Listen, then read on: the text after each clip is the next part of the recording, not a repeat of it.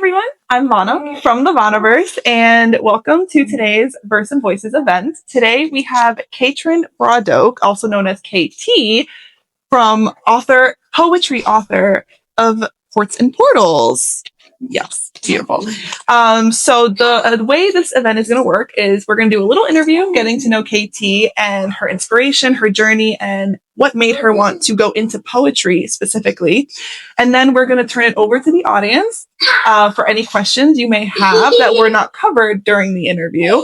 And if you do have a question while the interview is going on, feel free to write it down so you don't forget. What does your daughter say? I have to hold my think. Hold your think. I love that. That's going to be my new mantra. And then after the Q&A, KT is going to give us a couple readings of her choosing from the book to get an idea of what kind of poems are in Ports and Portals. And then we will do your standard meet and greet and book signing, as one does. And then, that's how it's pretty much going to go. And if you have any questions during the whole process, just like I said, write them down, make a note, and we'll go through it during the Q&A portion. Sound good? All right. Without further ado, let's jump into it. All right. I have a couple icebreaker questions before we get to the good stuff. So, first one. If you had to describe your poetry using only 3 non-poetic words, what would they be? Self-reflective. We'll count that as one word. With one word. There's a dash there, so it's one word. It's one word. Hopeful.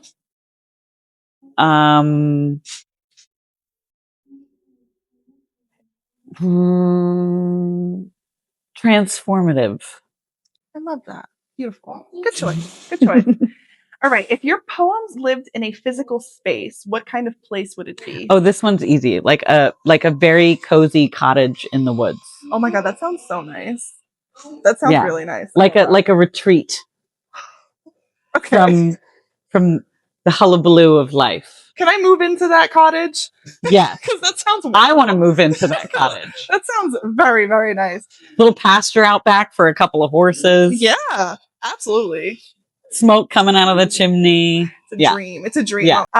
Okay, last icebreaker. What is the weirdest metaphor you've ever written that actually made sense? I don't know. I'm trying to think. There's one in this book that is like a very obvious metaphor. It's a poem called Organized Chaos about when I was, I grew up pretty religious, and I once heard at some kind of lecture or event that was arguing the validity of belief in God and sort of downplaying the importance of science. But I actually believe kind of in both. I look at scientific evidence of evolution and I'm like, okay, that's obviously a thing that happened. Mm-hmm. But I do have faith in God.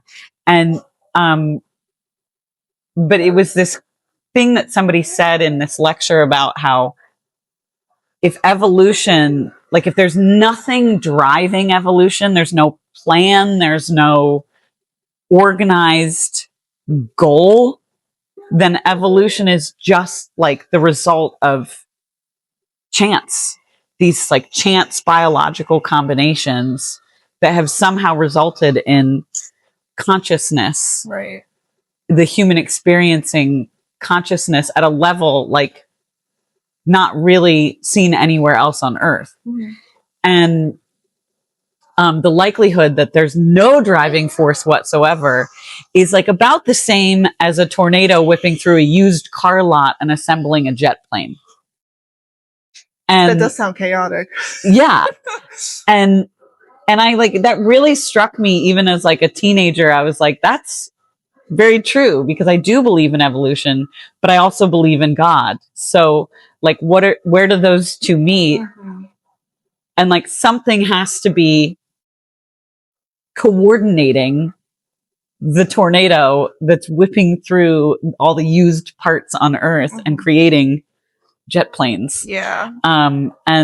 And so I always felt like that was an apt metaphor. And then when I was going through cancer treatment, it became this like thing to hold on to, like have faith that like whatever tornado is whipping through your life is going to land you someplace better, more organized, more directed towards your goals. Right. That is so beautiful. That's a very beautiful way to think about it. Well, early on after my diagnosis, I really did feel like I was like at the helm of a ship and the ship had been steered directly into a hurricane. And I had to just adapt. And like there was no getting out of the hurricane. I just had to navigate through it. Right. And so that's kind of where my head went. But like your mentality for that is very, I would say, unique, because a lot of people, when they're faced with not cancer specifically, but just any kind of setback, any kind of challenge or any kind of obstacle, their first like instinct is to react and to panic and to say, oh my God. Oh, I mean, I definitely did that. Okay.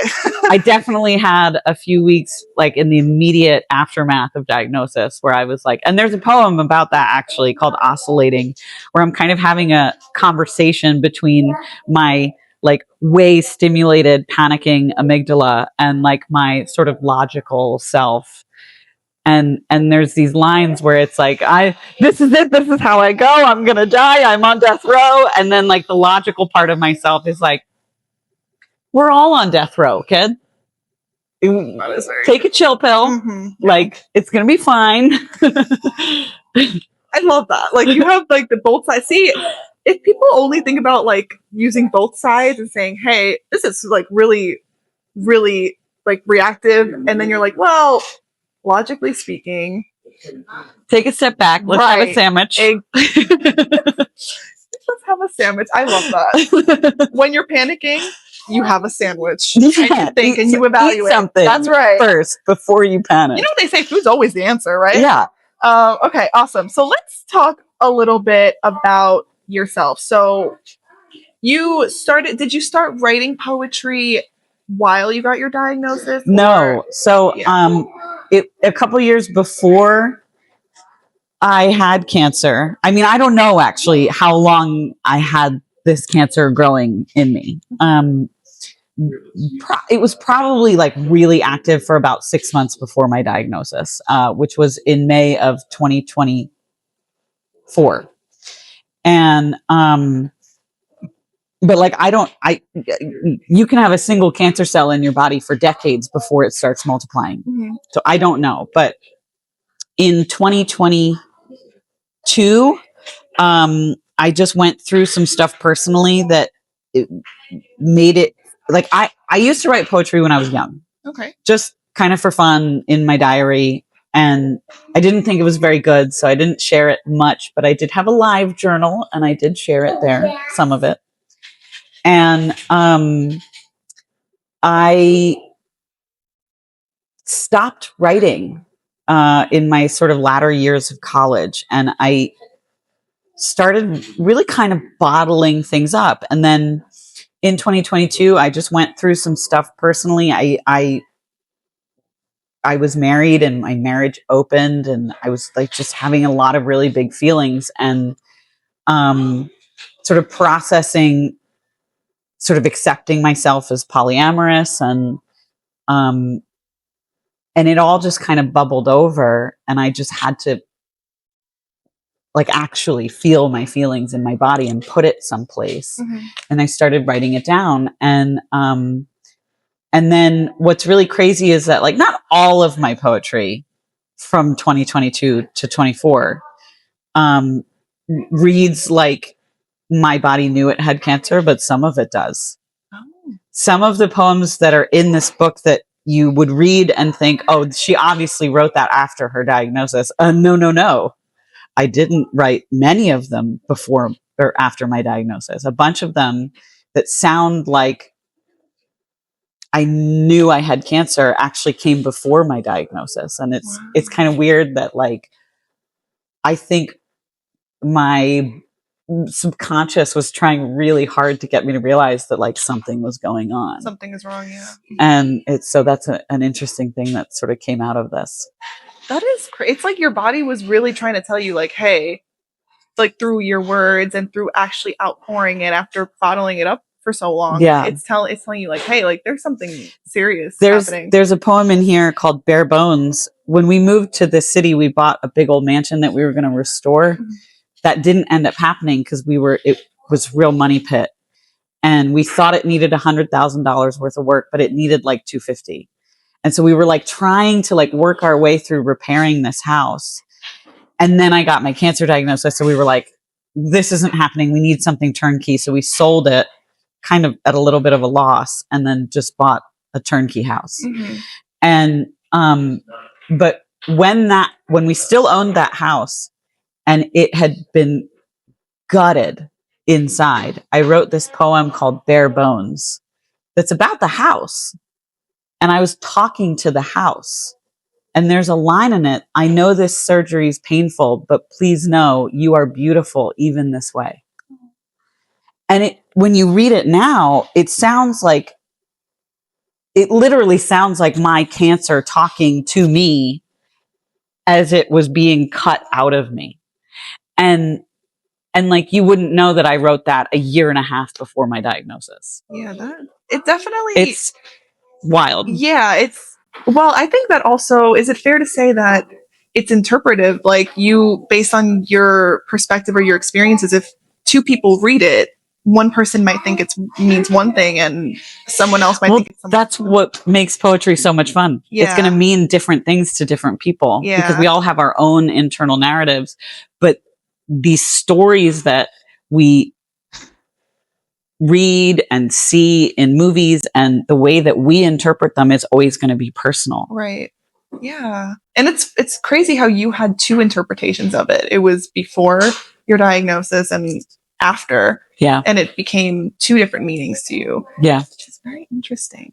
I've always admired poetry. I was never really a type of person I've never liked to write. I never enjoyed it. But reading poetry has always intrigued me because of its complexities. And sometimes, depending, some people are more literal, like some poets are more literal in their writing. And it's mine's pretty literal. Yeah, it's like directly on the paper, it's pretty straightforward in what it means. And then there's like a bunch of other ones that are like, there's a bunch of metaphors used. And it's like up to your interpretation. Like the poet will say something and it's like, okay, well, whatever it means, that's your choice. Yeah. So as growing up and we had to study poetry in school, I would always be like, okay, this is so stressful. Like, what does it mean? Just tell me what it means. But the beauty of poetry is it's not black and white. There's no right or wrong. And I love that your poems reflect that, whether it was, like you said, it was before your diagnosis and then after. There was like a time before and a time after, which is very interesting. Yeah. So when you sit down to write your poems, are there any specific emotions or intentions that you're tapping into? I mean, particularly with the poems that I put in this book, I tried really hard for like hopefulness and like focusing on, like I wrote this poem just the other week that isn't in this book because I just wrote it, called One Go Around. That's about how like everything is a success if your goal is experience. And so like, no matter what happens, like even if this cancer kills me, I'm going to learn from it. I'm going to take everything I can. You know, that like meme reel that goes around where Denzel Washington like is like, I'm leaving here with something. Yeah. That's kind of like my whole approach to this experience was like, you know what? Even if this kills me, I'm leaving here with something. Wow. And I'm going to take from it everything that I can learn. And, so yeah, I tried to put a lot of that into this book, but I mean, some of the poems that I haven't shared, there's a lot of yearning, ache kind of emotion that, you know, is kind of like makes poetry what it is. And can you repeat that? You said, every what was it? You have to say that quote again, because it really, everything is a success if your goal is experience. everything is a success if your goal is experience. Isn't that? I love that. Can we get that on a t-shirt? Sure. I love that. I think that is it's a very interesting mindset to have. It's very unique. And I feel like not a lot of people can set their mind to say like, hey, even failure is an experience and it teaches you. That can teach you something. Exactly. Wow, that is amazing. There's a poem called I Don't Hate the Cancer that's pretty much embodies that. Like I'm going to see it as a friend that's here to teach me something. But like I still say fuck cancer. Let's be real. Of course. But yes. but still, like, it's just the idea that you see it as something like, okay, yes, this is something that's pushing me back and really pushing me down, but there's something that can come out of it, whether, it's good or bad. It was a hurricane. Right. And I was learning how to navigate through a hurricane. Right. And like, there's something to be said for like feeling your anger and feeling your resentment that you find yourself in this situation and not burying those feelings. Like you don't want to be toxically positive, right? And just be like love and light, everything is great. No, like it's shitty to go through cancer. It's a shitty situation and it sucks and you wish that it didn't have to happen to you. And you look at people who smoke for 100 years and they live to 105 and nothing's ever wrong with them. And you're like, why me then? And not someone who doesn't even take care of themselves well. And like, yeah, you experience all of that, but that's all part of, to me, the learning process of saying, you know what, like, because what's interesting is like for a couple of years up until the point when I was diagnosed, like what I had been sort of focusing on in prayer, in communion with God, was like, I want you to soften me. I've toughened myself to the point where I'm abrasive, and I want to be a softer person who can hold space for other people better. I want to feel like I'm not living in survival mode anymore. I want to feel like I'm living in gratitude. And what's crazy is that I was like just starting to feel, after like 2 years of this like spiritual journey that I'd been on, I was just starting to feel like I was kind of getting the hang of that and like stepping out of my comfort zone and connecting with people again and holding space for people and feeling softer and feeling like I was living in gratitude and not in survival mode. Mm-hmm. And I was saying to myself, like, I think my spiritual awakening is like ending. I'm coming out of it now. Right. And then I like literally like 3 weeks after I started saying that to myself, I found out I had cancer. And I was like, oh my God, my spiritual awakening is it's not ending, it's starting. This was all preconditioning. Oh Jesus. Like it was so intense. Yeah. But I was like, okay, well, this is just the next part of this journey. And I have to walk it, whether it ends in recovery or not. Mm-hmm. Like I have to continue learning from it. Right. I love that. And I do have a couple questions later about refinding your faith and how it's helped you during this whole journey. But I do want to tap in a little bit of something a little lighthearted here. You have lived in 5 different countries. First of all, that's amazing. I love that. Before I ask my question, just out of mere curiosity, what are these 5 countries that you lived in? France, Ireland, New Zealand, Australia, and the US. That is amazing. That is really cool. I love to travel, so that's I love that. But okay, so you've lived in these countries for a generous amount of time, if that's accurate to say. So how has your experience, like at least a year in most of them? Yes, Ireland was a shorter time, but you've still had you were able to learn about the culture and meet people from there. So how has your experience living in these different cultures shaped the way you see language and metaphor? I mean, I definitely still use some of the wrong vocabulary for Americans sometimes.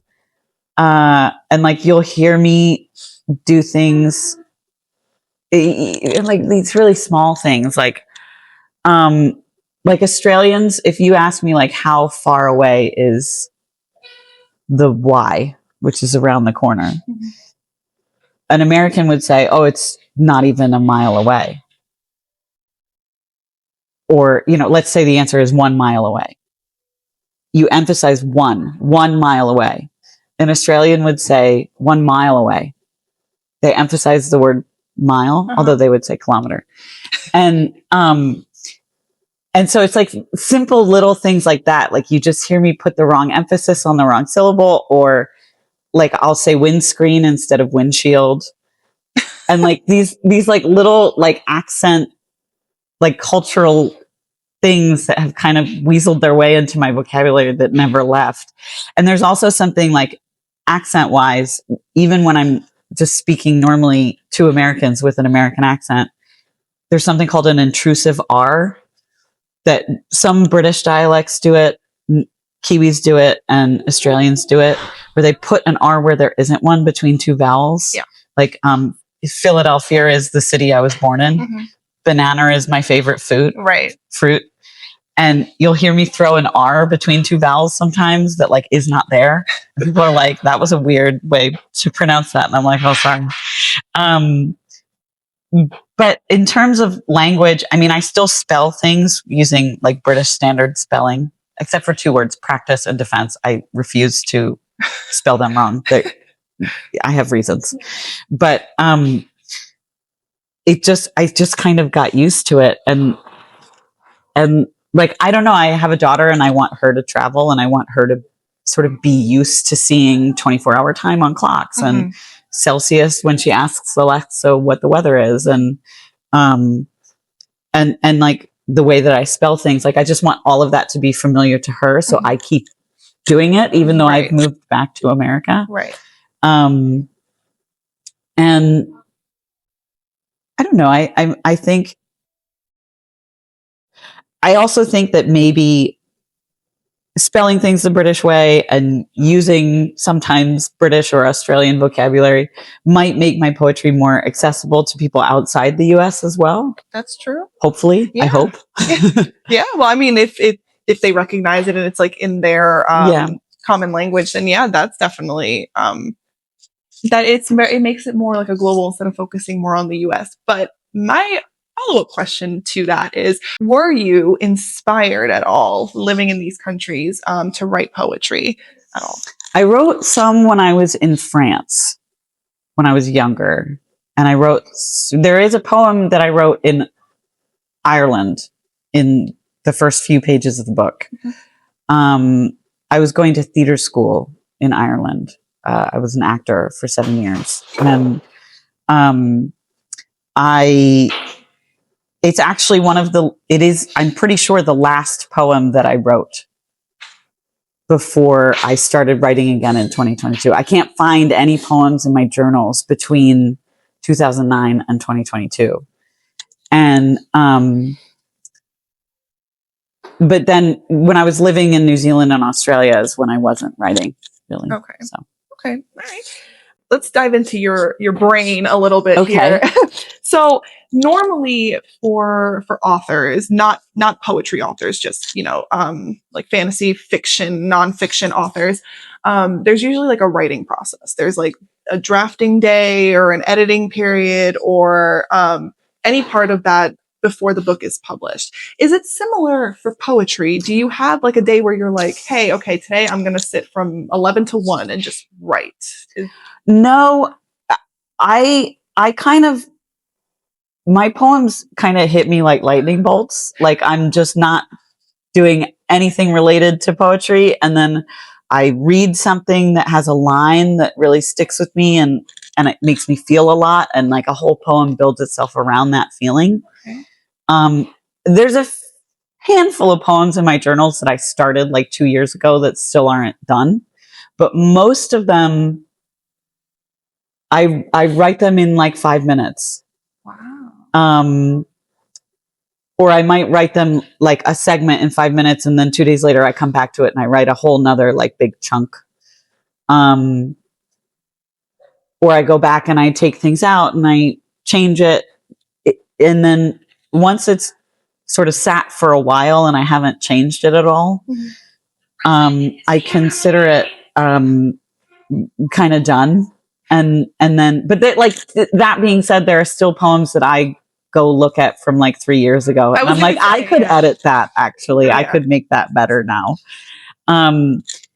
But as far as this, like, I mean, this whole book was written over the course of like 3 years, and so, and it's not all I've written. I have more poems that I've never shared, but I went through pretty much everything that I've written since 2022, and I just pulled out pieces that could create this narrative that I was trying to make, that was like a line through finding out I had cancer and sort of considering, okay, given everything that I've been praying about, asking to be softened, asking to be pulled out of survival mode, asking to be given opportunities to live in gratitude. And then like I get cancer and I'm like, okay, thanks a lot. Like it kind of, I just wanted to sort of almost draw a map from the point of diagnosis to, okay, how do I take everything that I've been learning for the last few years and walk with it through this journey of cancer treatment? Yeah, it's your book is kind of like a, I don't want to say beginning to end, but it's kind of like a story. It reads like a story. Yeah. Is that fair to say? That you start out, okay. I start really tough, and then I find out I have cancer. Yeah. And I go, I have to let this soften me, or I swear to God, it's going to kill me. I'm a potato, and I'm raw, and I've been thrown in the boiling water, and it's going to soften me. So a lot of these poems you've written out of vulnerability and kind of pouring your heart out and really writing how you're feeling, kind of like how you said before, after you suppressed everything, it toppled over, right? Yeah. So you started putting it out into words. Floodgates opened. Yes. So how do you balance that vulnerability, especially when certain poems in this book tap into talking about the diagnosis specifically, or even when you refound your faith? I don't know that I do. Okay. I just put it out there. Okay. That's a fair answer. All right. And I hope people will be kind. Well, it's kind of like how we were already saying, like your poems, it's your heart, right? It's you putting it out and writing it on paper, and it's really showing you, okay, this is what it is. This is how I feel. This is how I'm looking at it, kind of like how you said, like the reactive and the logic part of it. So it's hard to, make it so it's kind of safe for people to read, because you want people to know, okay, this is how it is. This is how I felt, and this is how I'm looking at it. So that was mostly my question. Like, how did you balance it? Or you didn't, or I mean, a lot of the poems that I wrote in the immediate weeks after my diagnosis, like I was terrified that I was going to die. Yeah. And I also like, I was putting a little bit too much stock into like the belief that like, if you like dwell on these feelings, you'll like manifest this reality. And so I was almost like scared to write down poems where I expressed that like, I fear that I might die, because I was almost like, if I say that, then I am going to die. And like, I mean, it was, a level of paranoia that like, really, I probably needed some mental help. And I did. I mean, I got a therapist as soon as I knew that I had cancer, and I was seeing her twice a week for like a year. And then I like eventually graduated to once a week, and now I'm only every other week. But progress, go me. But like, I think, and there's a poem in here where I say the scary thoughts are much too much for what's going on right now. And I there's a line where I say like, put them in a pen inside my head. And then the sort of logical, rational part of my brain said, if a pen is where they belong, then put them on a page. Wow. And like using sort of that dual meaning of pen. Yes. And like, trying trying to learn that like just because something is a really bad feeling doesn't mean that you can't express it. Right. And that's like, yet again, one of the things that this cancer has taught me is like the very worst fears that you can have, you still should talk about it. You can't just bottle it up. Right. And so. Yeah, that is, I will be forever amazed of how you look at this terrible thing that came to you, and then you say, no, I'm going to see if I can make the most out of it. It really was almost like I was like, God, please help me live in gratitude. Please help me stop living in survival mode. And God was like, I mean, okay, but can you live in gratitude and not in survival mode when you think you might die? That was like a test. And I was like, bet. Watch Bet. me. Okay. You were like, okay, great. This is what we're doing. Let's do it. This is a really shitty thing you're doing to me, but we're doing it. I notice you have a lot of humor. Like it's a lot of the way you talk about it. And yes, of course, at the time it was the scariest thing in your life. I can't imagine. But I like now the way you're talking about it, you add a lot of humor to it. So how did you learn to put humor into something that was so scary and life-changing? And I don't know exactly. I mean, I was raised by a dad who's a pretty funny guy. And I don't really know what it is inside me that makes me want to find the hopefulness and find the humor. There's a little spark in there. It's just like I want to be hopeful. Yeah. My internal drive is hope. Yes. And I think sometimes in order to stay in that place, you have to find humor. Right. You have to find ways to laugh. And like, it's like, yes, we can be very serious about the fact that like, I might not be here. This might be my last Christmas. I don't know. But also like, let's have a good time then. You're like, well, if this is and it. I bought my kid a bike. Oh. And like I went all out on Christmas in 2024 because I was like terrified. Like what if I don't get to make more memories with my kid? I want her to have really good ones. Yeah.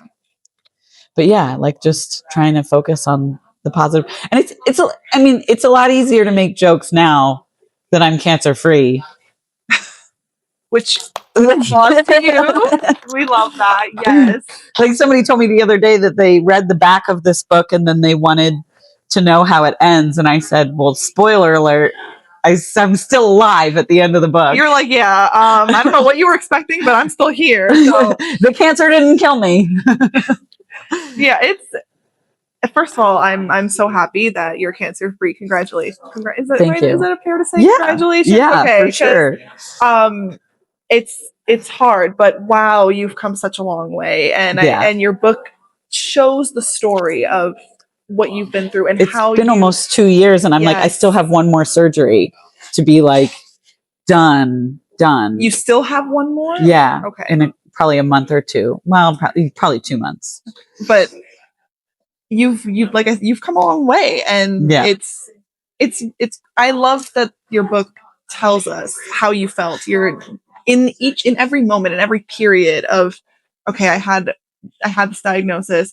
Now how am I seeing it? Like, how's my mind reeling to, am I going to die? Or how can I make the most of this? And you share these points in your book. I remember a poem where I forget what it was called, so bear with me. I remember vaguely. It's you enter a house in the woods, or I met death. Yes. Please, can you tell us a little bit about that? Because it's one of my favorite poems in the book. It's stuck with me since I learned about it. So in The Sandman, by Neil Gaiman, who, like, we won't talk about who he is as a person, but that story, that depiction of death, and especially the portrayal of that character in the show. And forgive me, I don't know the actress's name who plays Death in the show, but she's spectacular. And she's like this very like calm, warm presence who's like, it's not scary. Like she's very comforting, actually, in the moment where she takes you. She's very like, yeah, I know this is really hard. I'm here. And during chemo, I almost died. I was very, very, very sick. I had to be hospitalized. I had no immune system to speak of. Everyone who came in my room had to be in full PPE because like I could have died from the common cold. Right. And I just felt like I had come really close to meeting death. And I wrote that poem about feeling like I was on death's doorstep, and death was like this warm, inviting presence who was like, it's not your time. You're here early. Oh my God. I get goosebumps every time. Oh my God. And sort of turned me away to walk back the way that I came from. Right. And yeah, it was just this really like strong emotion of like, one day, but you're not welcome here yet. And like seeing and like learning to see death as like the eventual goal of your life, because we're all gonna get there one day. Yeah. And like letting that not be terrifying, because it's inevitability, but also not yet. Right. That is I get goosebumps every time you talk about that part, because it is scary. You know, people are afraid of dying. I think that's just like a common thing. We are all afraid of dying because we don't know what it is. We don't know what happens after. Yeah. So you writing and feeling like death is this warmth present. You were kind of like it was like greeting an old friend. Is that fair to say? Is that how it was? That's a line in the poem. She isn't some hooded figure cleaving you from life with a scythe. She was an old friend with crinkly eyes, with a look of surprise to see me so soon. It's like, what are you doing here? You're not supposed to be here yet. Right. Oh my gosh. And it's the fact that I'm speechless when it comes to that poem, because it's so scary. Well, then that's one that I'll read later. Great. Well, okay. Let's talk about ports and portals. Before we've already started talking about it, but I would really love to know, and I would love our audience to know, what is ports and portals? What does that mean exactly? Why did you pick that as the title? Well, when you have cancer and you're going through chemo, you get what's called a port under your skin. It sits near your collarbone. Mine was on the left because my cancer was on the right. And it's this object that's on the cover. This right here. Yeah. Okay. And so that little circle in the middle is like a silicone membrane that, it like self-healing silicone. Like you can puncture it with a needle, and then as soon as you pull the needle out, it just seals. And so that's how the chemo is delivered, through a needle under your collarbone, so that they don't have to keep giving you IVs every 3 weeks. And the port has a catheter that feeds right into your vena cava and goes all the way into one of the atriums of your heart. So the medication is delivered directly into your heart without, because chemo is really poisonous, and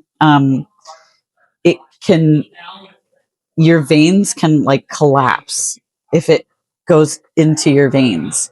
And so the idea of delivering it straight into the heart is that it's sort of like filtered into the body without burning your veins.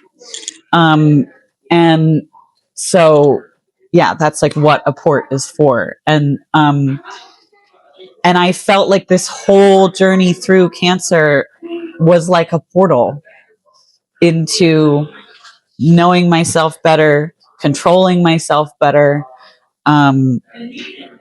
understanding myself more, and also like a willingness to be perceived on a much more vulnerable and like obviously wide scale since I was willing to publish a book about my experience. Right. That is amazing. So is that what the heart is? Yeah. That it goes through It's, your I mean, heart? it's literally like the port on the cover is the catheter is going directly into the heart. Right. Wow. And the arch is kind of like that portal. The portal. Yes. Yeah. It's beautiful. And like my heart is like just beyond the doorway. Yes. Like I couldn't hold my heart or understand my heart until I walked through the door. That is beautiful. That is beautiful. And who designed? Did you design this? The art. I came up with like the idea of what I wanted, and I described it to an artist who I went to high school with. Her name is Anna Lowenthal, and she's like amazing, and I love what she did. Did she design all the art in your book? Because it's very I gave her like a list of which poems I thought lent themselves to illustrations, and then I gave her like a few words on each title. I was like, maybe something like this.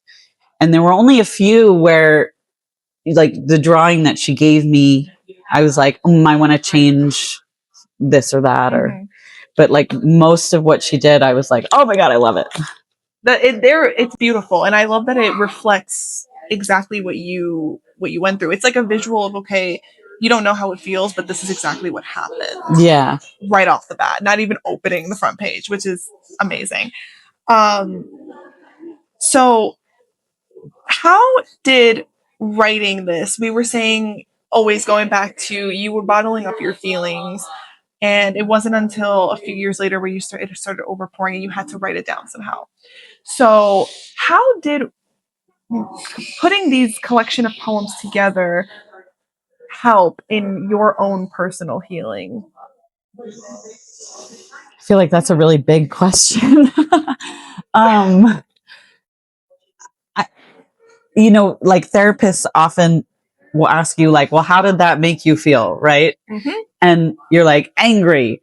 And then the question that I think is like the follow-up that makes people go like, is like, well, how did it feel in your body? Where do you feel that anger in your body? And, you know, the answer to that could be like, I feel it in my fists. I feel it in my chest. I feel it in my throat. And I think that poetry asks you to really like metabolize those emotions in a way that allows you to write it down. And I think that's why I'm able in retrospect to like have humor about the whole situation and like laugh at God almost and be like, I mean, I know I was asking to be transformed, but like, shit, dude, this isn't what I meant. Like, chill the fuck out. And because I have like really fully felt everything because I wrote it down. Right. A lot of it, because you had to obviously pick and choose what poems would go into this book to publish. Because I know you said there was a lot of poems that didn't make it into the book.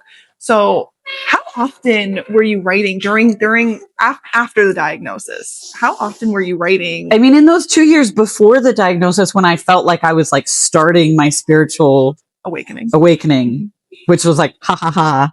This is just like when you're jogging before tennis season. Like it, I was writing like 2-3 poems a day. And part of the reason why I felt like I was like coming out of a spiritual awakening when I got diagnosed is because I had been writing a little bit less. Like I was less fervently like, I got to get this out. And when I was going through cancer, I probably wrote a poem like every few days. Sometimes more than one in a day, but like it was usually like, every few days. So these poems that you wrote, in terms of the narrator, is it you that's telling the story, or is it someone else? Are we looking at someone else's? I think sometimes it's sort of, there's this poem about sort of seeing myself in 3 phases, maiden, mother, mage. And like when I sort of like can't lean on my own understanding of life, say, okay, older me who's out there somewhere many years from now, you've been through this and you know that I'm going to be okay. So I'm just going to rely on you to give me signs to guide me to the right place, because you know where we end up. Right. And so, yeah, I think I've sort of lost my train of thought there, but that was a big part in sort of guiding myself through this experience, is like, I'm going to try and believe that this older me is out there somewhere in time. Yes. And so sometimes I think that's who's narrating, like, especially with that poem Oscillating, where I'm like, I'm going to die, I'm on death row. Like the response, I think, is coming from this older version of me who doesn't even exist yet, but like she's speaking to me. Right. It could be like maybe you today that was right. at the like years ago. Yeah. Because she knew the outcome and she knew that, hey, like it's not your time yet. Yeah. It's like I said, I will always be amazed at how you look at things. Like you had to like ask yourself, your future self, okay, guide me through this, because present self is unreliable. Present self thinks, well, I'm gonna die. So that's like more of like the reactive versus that logical part of your brain, which I love that that's like a theme in today's conversation. We were saying that there were some poems that didn't make it into the book. Was there a poem that you had that you thought like up until the point of publishing, like, yes, this is going to be in it, and then last minute you decided, hey, you know what? It doesn't convey my journey. It doesn't convey my story. No, there were none that I was like sure should be in the book that got cut. There were two that I was like, I don't know if this is part of this story, that my editor saw and she was like, I don't know if this is part of this story. And I was like, my thoughts exactly. What did your editor think while reading these poems? I mean, she had really good things to say about it. She felt like it was really moving and emotional and just, I mean, she really liked it. So that was like very flattering. Yeah, that's awesome. Is there a moment in the book, or maybe because we were saying it's like a line from beginning to end, is there a part in the book or a specific poem that you hope resonates with readers, whether it's a journey, a moment in time, or just a specific poem? It's hard to say, because like they all work together to create this narrative. Okay.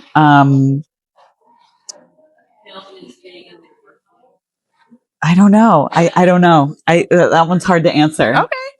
No, you can think about it. If you come up with something, we can go back to it. So let's talk a little bit about, we were saying earlier, you found your faith again after your spiritual awakening. Yeah. Was that a challenging time for you in terms of staying faithful and praying? Yeah, I mean, there's a poem called Poem for the Moment the Bottom Falls Out from Under Your Spiritual Awakening. And it was this moment where I like had this sudden dawning realization that like there really is no God in the way that so many people like portray God as like a dude in the heavens, A dude. like a guy in the sky.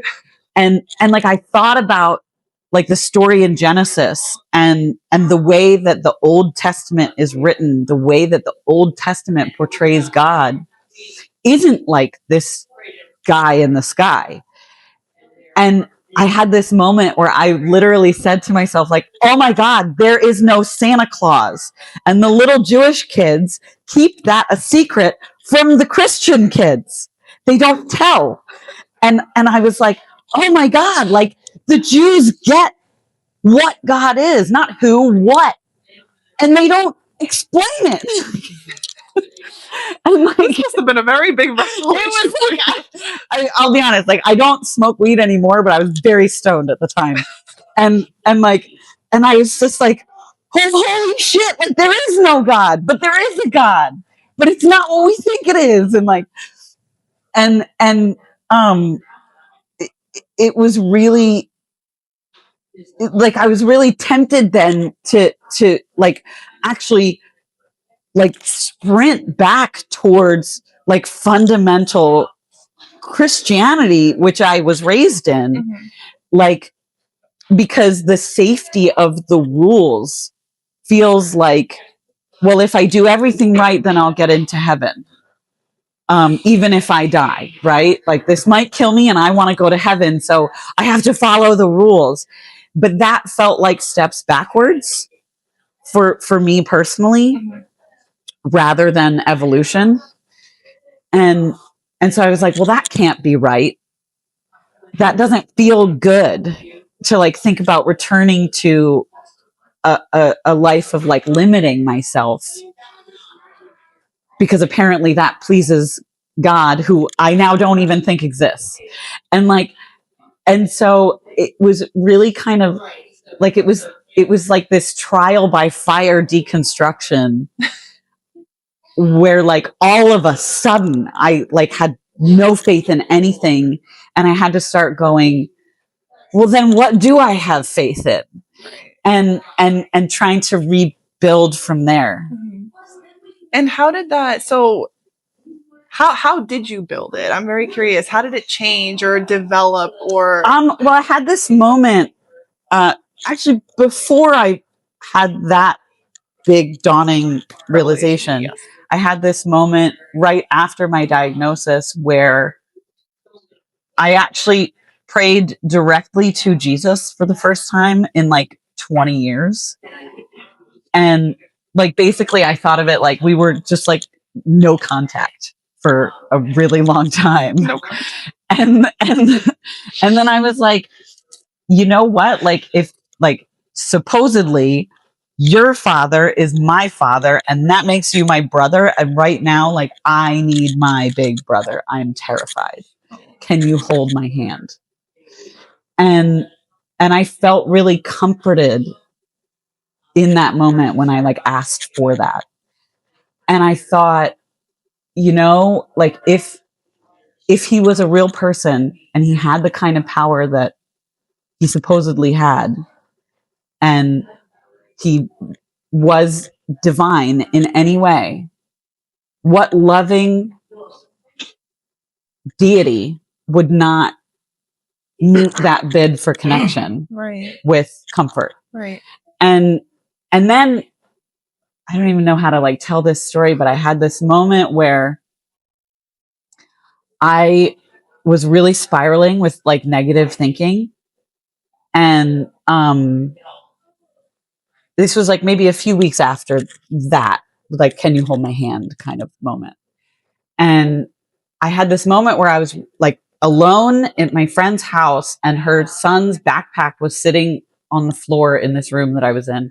And it was like full of books, and it was like very bottom heavy, and it was sitting just like upright on the ground.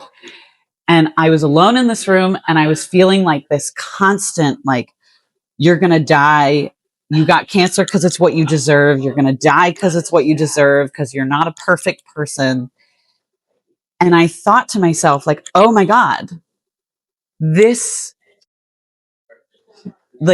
internal narrative is like the internal expression of the biblical description of Satan. The word Satan means accuser. And so it was like, oh, like, this is what like satanic thought does. It tells you that you deserve every bad thing that's ever happened to you. And like, and that whole, like, you create your own reality with what you believe. Like, if you feed into that, then it'll manifest. That's what's going to manifest. Right. And I felt like, wait, okay, if this is satanic thought, then like the Bible tells me that the answer to this is faith in the story of Christ. And I said out loud, alone in this room, you cannot hurt me. I am protected by Christ. Wow. And I cannot like stress to you that I am not exaggerating when I tell you that, like, in the moment that I said those words, the bag on the floor 6 feet in front of me fell over forward. And I was like, wow. like I literally changed the air in the room by speaking those words. And I was like, okay, like there might be, I get goosebumps even thinking about that moment. You gave me goosebumps just now. Like maybe there's something to this, even if it's not what it's been warped into by like modern society. Clearly this story, this character in human consciousness has power. Right. And so then cut to like a few months later, I have this moment where I'm like, there is no God.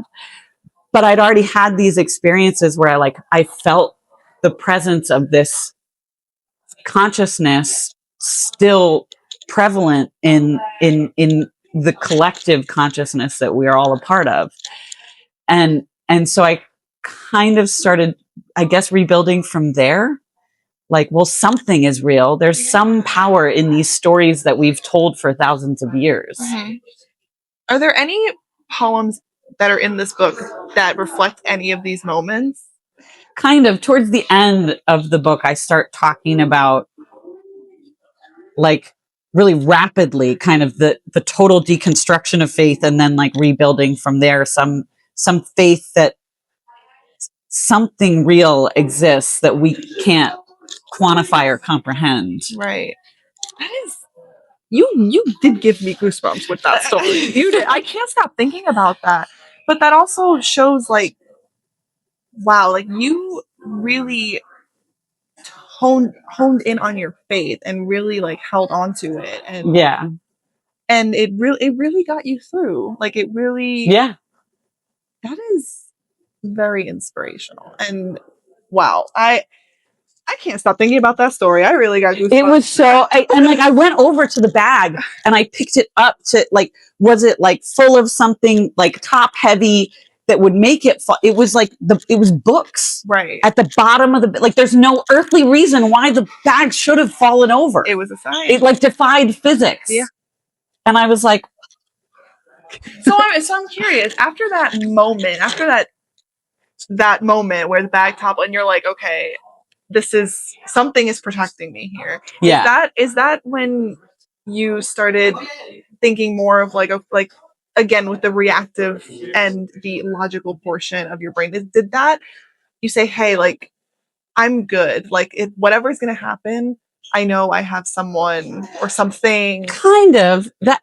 That's kind of when I started saying to myself, like, you know what, even if cancer kills me much sooner than I wanted to die, there has to be a reason this is happening. Right. And like the version of me that fully understands that piece of it, she exists even if I don't meet her until the day I die. Yeah.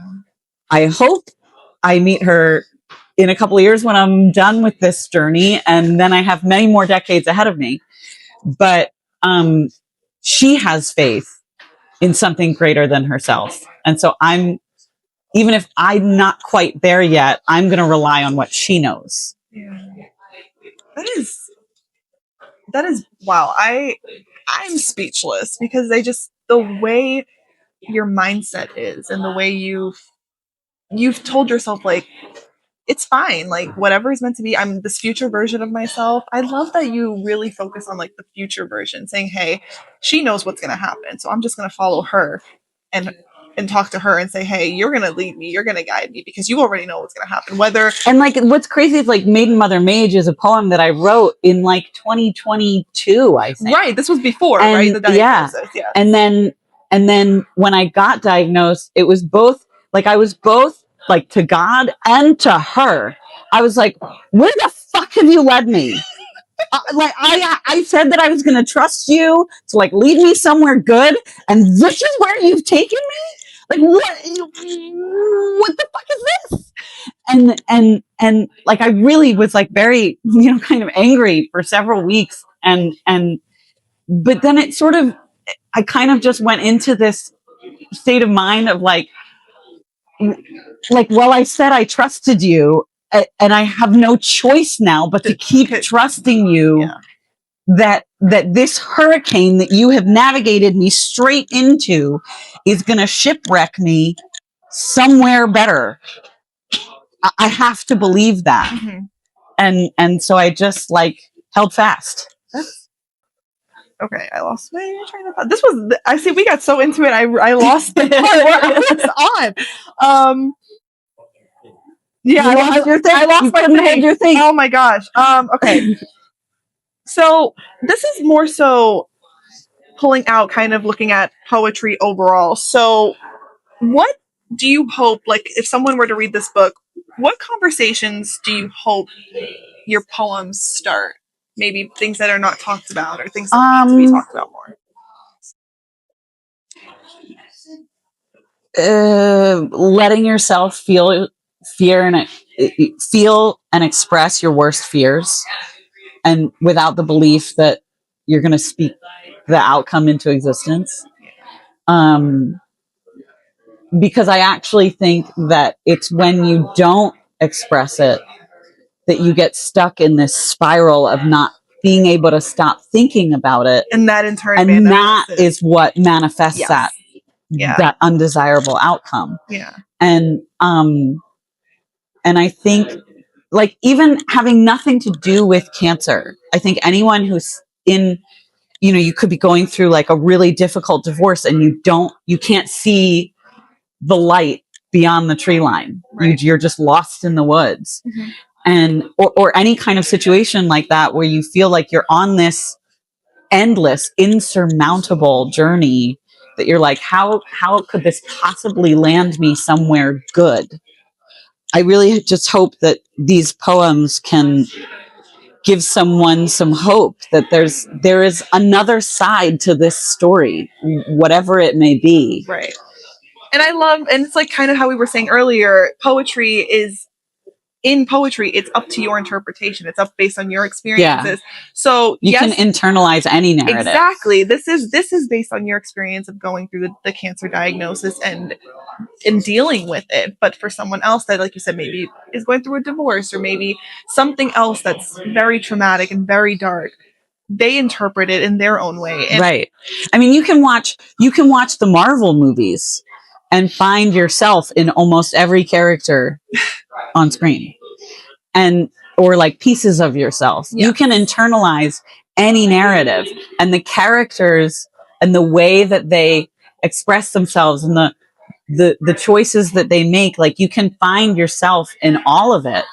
And that's kind of reflected in like the poems that I wrote about like what I think God is, which is like all of consciousness from the beginning of time to the end. Mm-hmm. Like that's a character that we can't quite like touch. Right. But all of the stories that we've told throughout history as humans, like they're all part of it. And we can find ourselves, and we can find those characters within ourselves, and we can find ourselves in all those stories. And like that's what like gives me faith that like the story of Christ is real, whether it's actually true or an analogy, or like it doesn't matter, because that character is so benevolent and so prevalent in collective consciousness that it has power. Yeah. Just like the character of Satan has power if you give it power. That's right. And so I mean, that's kind of like what the whole book is about, is like, where do you place your power? Yeah. Do you place it in hope and resilience, or do you place it in negativity? And I feel like that is something like humans struggle with on a daily basis. I mean, I might still struggle with it. Right. It's something like, okay, like if I'm faced with this situation, how are we going to deal with it? How are we going to push through it and get through it? Yeah. And who are we going to follow? And like you said, who are we going to put our power to and lead us and guide us, which is, like I said, it's something that humans in general deal with every day. And it's kind of like that torn between good and bad. Yeah. That internal struggle that we have. And like going back to the boat and the hurricane analogy, yes, there's a line in one of the poems, the title of the poem is Captain on the Bridge, and the last line of the poem is, I put hope at the helm because I know she knows the way home. That is beautiful. I love that. Can we get that on a t-shirt too? Sure. I feel like we need all these. Put hope at the helm. Yes, that's right. And it's hard. Like hope is like this concept that a lot of people think it's so small, and it's there was this tweet when Twitter was still called Twitter. Okay. And I'm not gonna get it exactly, but I'll try. And I don't even know, Matthew, somebody wrote this tweet, and I'm not even sure who he is, like if he's an author or what. But it was, people see hope as this really delicate, fragile thing, like a cobweb, that can like be swept away. But hope has dirt under her fingernails and like blood in her mouth, and she spits out a tooth as she rises for another go. And it's like, hope is actually the most strong and resilient thing that you can choose. It's not delicate. It actually, it takes a fucking beating and it gets back up. Right. And I read that before I had cancer.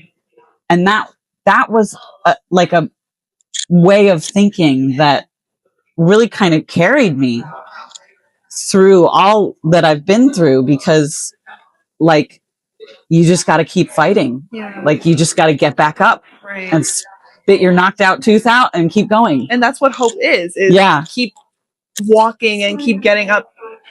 What is that quote you said in the beginning of this whole thing? Experiences. Everything is a success if your goal is experience. That's the one. And I feel like with that tying in hope, it's that thing that's guiding you, even if it's a setback. If it is a setback, that's that hope that you get up, and it's an experience. It teaches you. I love this. Have you ever considered doing TED Talks? No, but I would if somebody asked me to. You definitely should do a TED Talk. Okay, let's talk just a little general here as we wrap up. Why do you believe that poetry is still a vital form of art in today's world? I think because of everything we said, because for the writer, it helps you metabolize the emotions that you would otherwise stuff down and hold as tension in your body. And for the reader, you can see yourself in so much of that emotion, even if the exact situation that caused the writer to write it isn't your own personal experience. You can relate to poetry in really personal ways, even if your experience vastly differs from the poet. Yeah, love that. And I will always say poetry is, like you said, it's always up to interpretation. It's symbolic in a way that what it means to you might not mean the same to someone else. And I think that it really opens up our minds and really makes us think, which is really important. If readers can take away one thing from reading your poems and going through this journey with you through your words, what would you hope that they take away? It's funny that I have, the Banksy tattoo, the art from London with the little girl letting go of the balloon. Yes. Vaguely. So the words that were written on the wall near that art said, "There is always hope." And I actually have that little girl and the balloon tattooed on my back. Oh, I love that. And when I had my breast reconstruction done, they took a flap of skin from my back to add skin to my breast, because they had taken a huge chunk of skin when they did the mastectomy. And normally they would do a horizontal scar that hides under your bra line. But if they had done that, they would have cut straight through the little girl. And I said, no, you can't do that. And so my back has a big diagonal scar that doesn't touch the tattoo, but you can see the scar. You can't hide it. Right. And I just think it's interesting, because my answer to that question would be, the one takeaway I want people to have is there is always hope. And it's just funny that like just last month I had this operation where I was like, no, you must preserve that tattoo. You must preserve that art on my back. Yes. There is always hope. That is beautiful. I love that. I love that you have it tattooed on you, and I love that the like 15 years ago I got this tattoo. Wow, so this was way before. Yeah, I think you're just really in tune with your own spirit and your own consciousness. Yeah, I mean, I hope so. I think based on today's conversation, I think you really are. I think you're very much in tune with yourself. That even before you knew, even before doctors told you, your body knew that there was something It's wrong really kind of crazy how much it feels like my intuition was like whispering for the last 20 years. Yes. Like, you're going to go through this really hard thing, but you're going to be okay. Yeah. It's inspiring. It truly is inspiring. Okay, I have one more question for you. Yeah. If you can give one piece of advice to aspiring authors or even aspiring poets, to be specific, what would you tell them? I guess, I mean, for me, like, because I've written probably close to 1,000 poems since 2022. Like I said, in those first couple of years, it was like 3 a day. So eventually, when I was like cancer free and I wanted to like share some of these poems, I had to just like sit myself down at the computer one day and be like, we're going to spend the next 4 hours reading your own poetry and printing the ones that you like that create a narrative. Yes. And I had to just like sit down and like get her done. like if you want to share your poems, you have to just do the work of putting them together. And for me, that was like a physical task. Like I had to have them printed so that I could put the pages in order and like get it done. Right. And I just had to kind of buckle down and do it. Yeah. So that would be my advice: is just buckle down and do it. Stop procrastinating. Just get her done. That's get the book out there. Yeah. Love it. All right. That's the best advice, I think. It's pretty straightforward to the point. All right. Well, those are all of my questions. Thank you, KT. Do you guys have any questions? Hi. Good to see you. No? Yeah? Do you mind talking into the microphone for us? Poems can be entertaining. Individual people can find them useless or entertaining or transformative for them. Which of your poems would you say has the greatest chance for someone to find transformative? In this book or not in this book? Either. And would you read it? I think Universal Law maybe is like a contender. And then there's one that isn't in this book that I wrote. I hadn't spoken to my first love in more than 15 years. And he called me really randomly, like a month after I started writing poetry. And, he was like confessing all these things about how he felt about me when we were 19. And like, he never expressed any of that when we were together. He was like, played everything close to the chest. And there's this poem called Out of the Blue that I wrote that was like about that conversation. And the opening lines of that poem is you can still transform. It will never be too late. Somehow you will find a method to quiet the thunderous storms inside yourself one day. And I think that one is maybe a contender as well for transformative.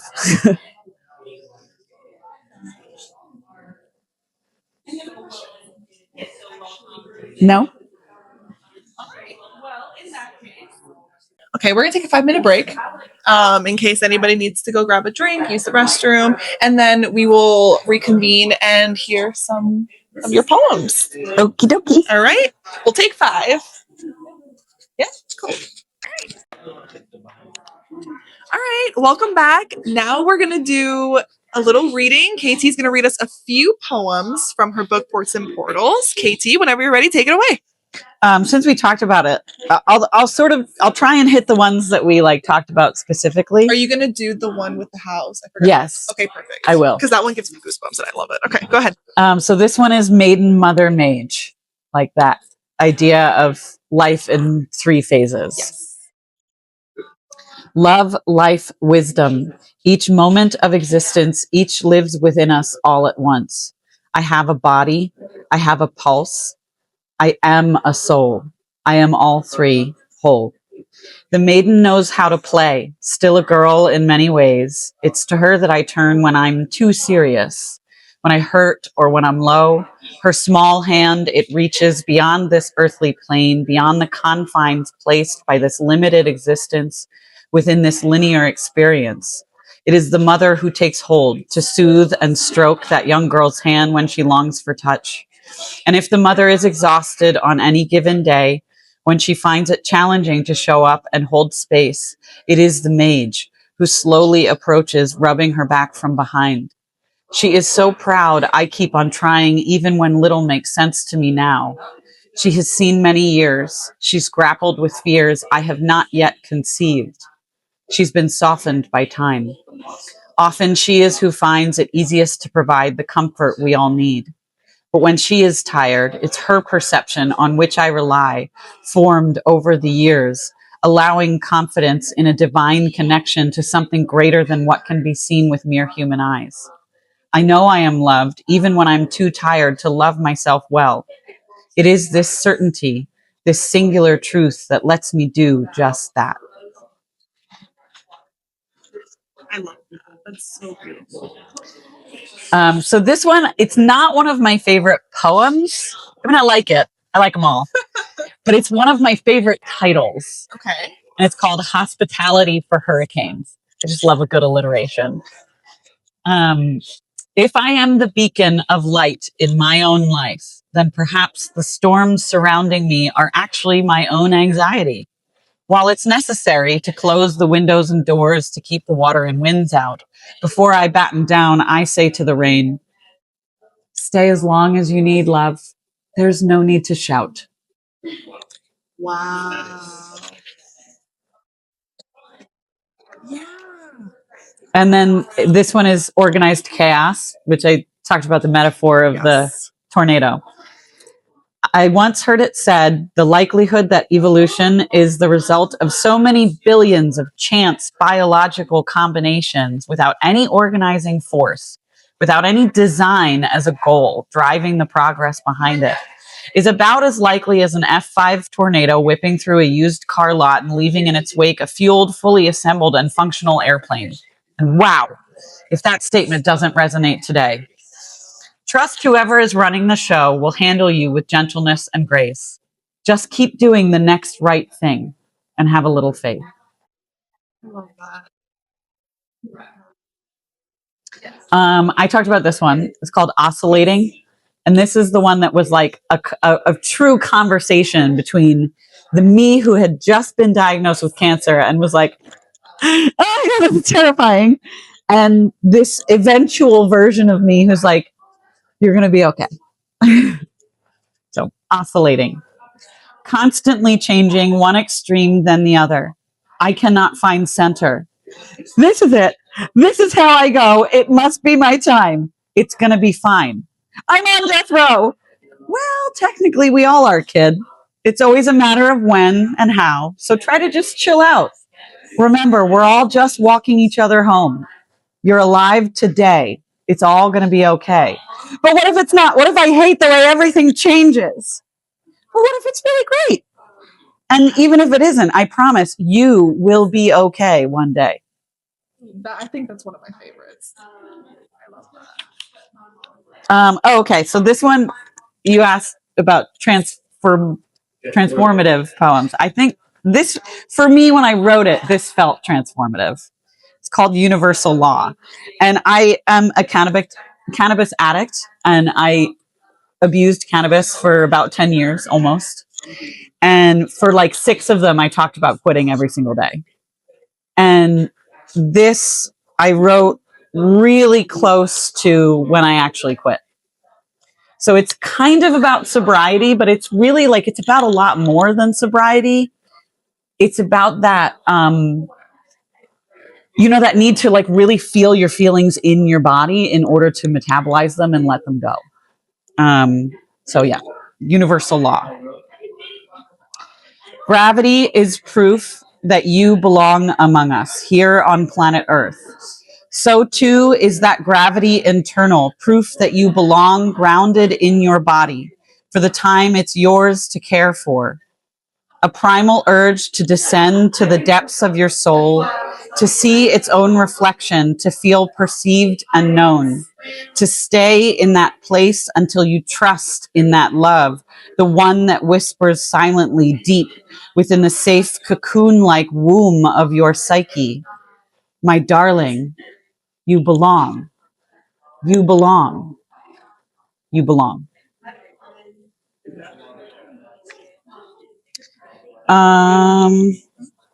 Oh, see, I really like these two. I want to read them. Okay.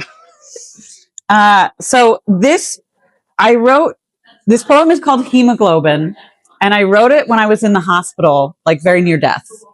So what's weird about that episode where I was hospitalized is that I had all the symptoms of sepsis, which is a bacterial infection in the blood. But when they cultured my blood, they found no bacteria. So it's like, what was the source of the infection? We don't know. We'll never know. But I was septic. I was like on death's doorstep. I was really, really sick. And I also had super duper low iron. And iron helps your body get oxygen from your lungs to everywhere in your body. And when I got a red blood transfusion a few days after I was hospitalized, I felt like 1,000,000 times better within like an hour.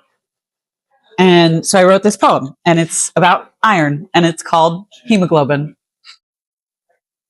Fe on the periodic table for the Latin word ferrum. The word means firm. We know where iron is made. There is only one place in our entire universe where iron is created. It's in space, upon the death of a star. As hydrogen is depleted, helium molecules fuse with others to form denser elements, ones like carbon and iron. This leads to one of two things: implosion or explosion. Respectively, this means neutron stars and black holes, or the seeding of those elements across the cosmos as far as the Milky Way. The iron in your veins helps your body carry oxygen from your lungs to your heart to the tips of your fingers and toes. When I tell you, my darling, that you are made as the same stuff as stars, as beauty, as wonder and mystery, I am not exaggerating. You are kept alive by a God that carried stardust 1,000,000,000 trillion miles just so you could breathe with me. And then this one is called We Are All Ghosts, and it's like, ooh, it's in my top 5. I love this one. I love it. Let's hear it. We are all ghosts. I am composed of stardust and hope, inhabiting flesh and bones. The magic I am made of, there is power in my veins, an unstoppable force that cannot be tamed. A star inside skin. The light we search for comes from within. I love that. I think that's also one of my favorites.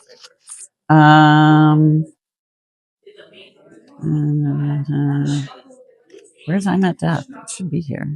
Oh, I want to read that one. Okay, hang on. I got to look at my table of contents to find I'm at Death. Oh my God, it's so funny. It's on the next page.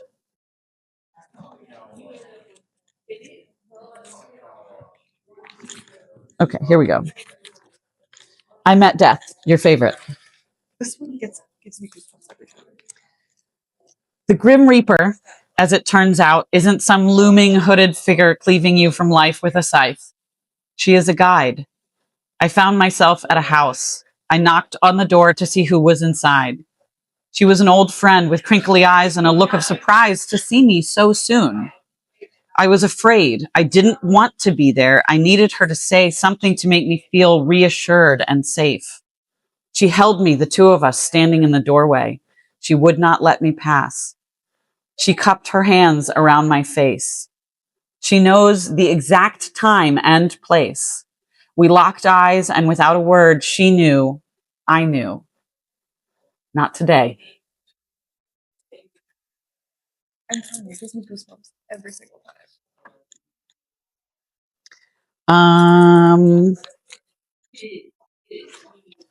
I'll read this one. So this one is the last poem that I wrote that I put in the book. I actually had it like finished, and then I wrote this poem. It like struck me like a lightning bolt. I saw somebody in a cancer support group say something.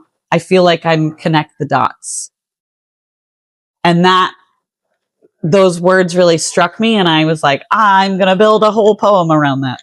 So I did, and I threw it in there, and I ordered another proof, and the version that we have today. It's called Rediscovery. My body, a connect the dots arts and crafts project. Cut this piece away, copy, paste, color in the lines, make sure everything is the proper size. I want to feel like me again, but I have changed, rearranged, yet I remain. And this one I really like. I think you like all of them, Katie. I mean, I shared them because I like them. That's right. You guys have actually heard this one. I read it the other night at the open mic. This one is called Raison d'être, which is French for like reason for being, sort of meaning of life, kind of. And I just think it's really funny and cute. We are the hands and feet. Maybe this is what it means. Maybe we are actually God's molecules of dopamine. And God can only enjoy existence if we are going where we're told and serving collective need. I bet God looks at us sometimes bumbling down the timeline and says so lovingly, those little dopes, they're mine. I like that one. I like that one. This one I actually wrote really soon after my diagnosis. And it was kind of like trying to claw at a belief that like, this isn't going to kill me. It's going to teach me something, but there are easier ways to learn. And I'm going to live the rest of my life without having to have cancer to learn. It's called Integrate. I embrace the notion that I am able to evolve without my mind or body needing to be broken open, that I can learn and grow through joy, ease, satisfaction, and prosperity, and a cup that overflows.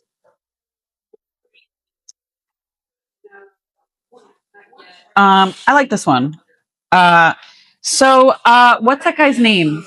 Abraham something on like TikTok and Instagram, and he's like a linguist, and he's got long gray hair that's like frankly beautiful. And he said this line. This was like years ago in a video that he posted. Something about injecting purpose back into the veins of the universe. And I wrote it down when I saw that video, and I was like, one day I have to write a poem that includes that line because it's so good. And then I did. So this is the last one I'll read today. It's called Beneath Skin, a Spiral. I am the vessel.